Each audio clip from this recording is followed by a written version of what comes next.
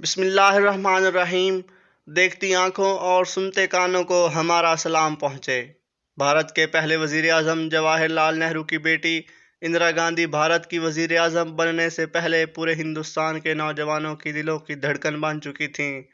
ان کے معاشقوں پر بعضاں کئی طرح کے شرمناک مضامین بھی لکھے گئے اور کتابوں میں بھی ان کی جوانی کے قصوں کا چرچا کیا گیا ہے۔ ہندوستان کی تقسیم سے پہلے اندرا گاندھی کے باڈی گارڈ پریم نارائن، جو کہ ایک گریجویٹ تھا، نے اندرا گاندھی کی جوانی کے معاشقوں اور بے راہ روی کے قصوں کو ایک کتاب میں قلم بند کر دیا تھا، جس کے جرم میں وہ جیل میں ایڑیاں رگڑ رگڑ کر گمنامی کی موت مر گیا تھا۔ پریم نارائن نے جب اندرا جوان تھی میں دوران ڈیوٹی اندرا گاندھی کے روزمرہ واقعات اور جنسی معاملات پر ان کی فوٹو بھی بنائی اور ریکارڈنگ بھی کی تھی، جنہیں وہ سنبھال کر رکھتا رہا۔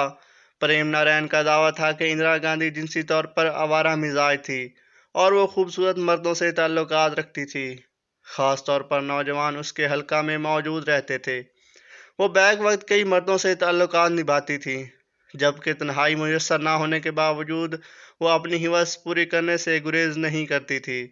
پریم نارائن نے پنڈت نہرو کی نومبر 1940 میں ہونے والی سالگرہ کا قصہ لکھتے ہوئے بتایا کہ سالگرہ کی رات اسے مہاتما گاندھی کے سب سے چھوٹے بیٹے دیوداس نے اندرا کے لیے ایک رکا اور 100 روپیہ دیا تھا۔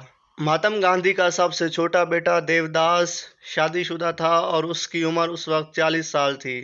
یہ وہی بیٹا ہے جس نے 15 سال کی لڑکی سے شادی پر مہاتما گاندھی کو ناک و چنے چبوا دیے تھے۔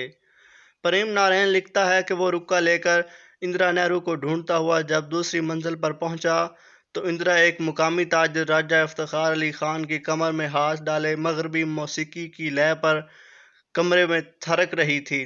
نہ جانے یہ موسیقی کا تقاضا تھا یا باہمی بے تکلفی، دونوں ایک دوسرے کے ساتھ سمٹ کر رہ گئے تھے اور موسیقی کی ایک مخصوص آواز پر بوسہ بازی بھی ہو رہی تھی۔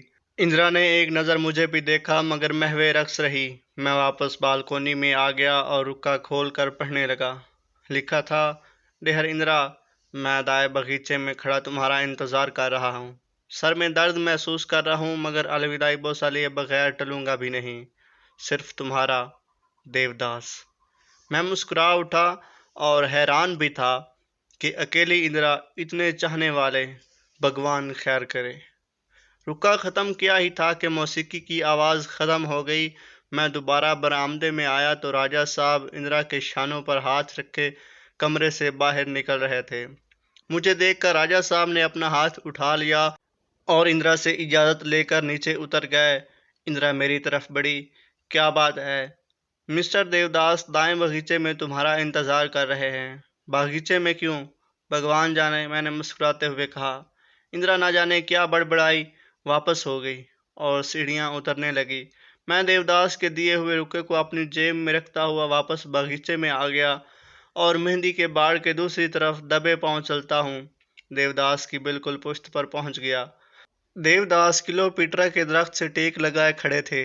چند لمحوں بعد اندرا برآمدے سے نیچے اتری، باغیچے کے دروازے میں آ کر ٹھہر گئی، پیچھے مڑ کر دیکھا اور پھر سیدھی دیوداس کے پاس آ گئی۔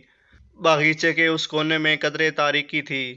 اندرا آتے ہی دیوداس کی باہوں میں جھول گئی۔ دیوداس کی آواز آئی، اندرا، آج تمہارا رویہ کچھ بدلا بدلا سا دکھائی دیتا ہے۔ نہیں ڈیئر، ایسی تو کوئی بات نہیں، البتہ ذرا مصروفیت کی وجہ سے زیادہ توجہ نہیں دے سکی، معذرت چاہتی ہوں۔ چند لمحے خاموشی کے بعد ایک بوسے کی چٹاک سنائی دی، پھر سرگوشیاں شروع ہو گئیں۔ چند لمحوں بعد سرگوشیاں بھی بند ہو گئیں۔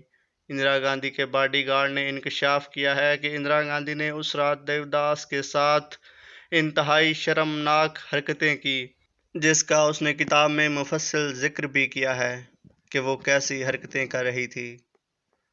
اور ویڈیو دیکھنے کے لیے چینل کو سبسکرائب کریں۔ اللہ حافظ۔